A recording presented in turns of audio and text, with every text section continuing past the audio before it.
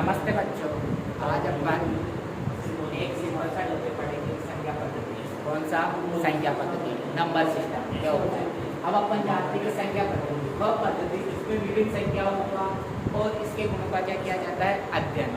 मतलब जो भी अपने अपन के पास जैसी संख्या है 1 2 3 4 5 6 7 8 9 0, वो सब संख्या इनके गुणों का अपन को क्या करना है? अध्ययन करना है। इस संख्या किस प्रकार से, अब जैसे मैंने लिखा है 1 2 3 4 5 6 7 8 9 और 0। अब ये सब क्या है? संख्या है, लेकिन जो 0 है ये क्या है? एक असार्थक अंक है। क्या बोलते हैं इसको? असार्थक अंक। और जो 1 से लेकर 9 तक की जितनी भी संख्या है उनको कौन सा अंक बोलते हैं? सार्थक अंक। अब इसी प्रकार अपन आगे चलेंगे तो अपन पढ़ते हैं कि प्राकृत संख्या। ये प्राकृत संख्या होती क्या है? प्राकृत संख्या ऐसी संख्या होती है जो 1 से तो स्टार्ट होती है, 1 से तो स्टार्ट होती है और कहाँ तक जाती है? अनंत तक जाती है।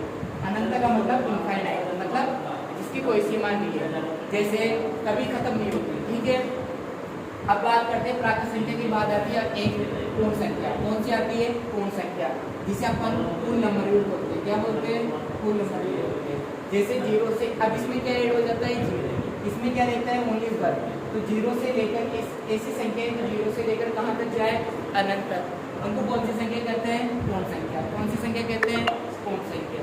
ठीक है, अब पूर्ण संख्या की बात आती है एक पूर्णांक संख्या। अब पूर्णांक संख्या ऐसी संख्या होती है जिसमें 0 भी आता है, धनात्मक संख्या भी आती है और ऋणात्मक संख्या भी आती है। जैसे मैंने देखो एक डायग्राम बना रखा है। अपन ने सबने एक संख्या रेखा तो देखी है। संख्या रेखा में बीच में क्या होता है? अपने पास 0। क्या होता है? 0। ठीक है, इधर की साइड चलते हैं तो सारे पॉजिटिव नंबर आते हैं, मतलब धनात्मक संख्या आती है। इस साइड चलते हैं तो सारे नेगेटिव नंबर आते हैं। कौन से आते हैं? Negative number.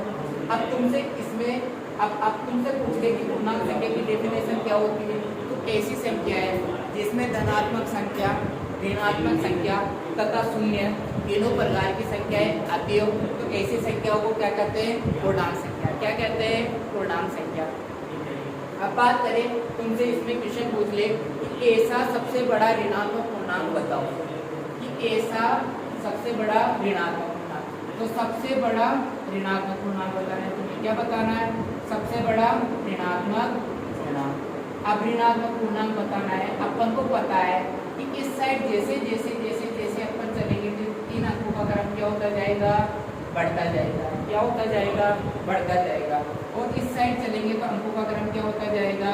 घटता जाएगा। क्या होता जाएगा? घटता जाएगा। अब देखो इधर की साइड चलेंगे तभी तो बड़ा मिलेगा ना। तो अब देखो माइनस में सबसे बड़ा नंबर कौन सा है? 1। तो सबसे बड़ा ऋणात्मक पूर्णांक कौन सा होगा? -1। तुमसे पूछ ले कि सबसे छोटा धनात्मक पूर्णांक, तो इस साइड चलेंगे तभी तो छोटा आएगा ना। तो सबसे छोटा धनात्मक पूर्णांक क्या होगा? +1। क्या होगा? +1। सबसे छोटा धनात्मक पूर्णांक बराबर 1। अपन नेक्स्ट पार्ट में पढ़ेंगे आप परिमेय संख्या, अपरिमेय संख्या, बाकी जो भी इससे संख्या पद्धति से रिलेटेड जितने भी क्वेश्चन है संख्याओं से, वो सारे अपन नेक्स्ट पार्ट में पढ़ेंगे।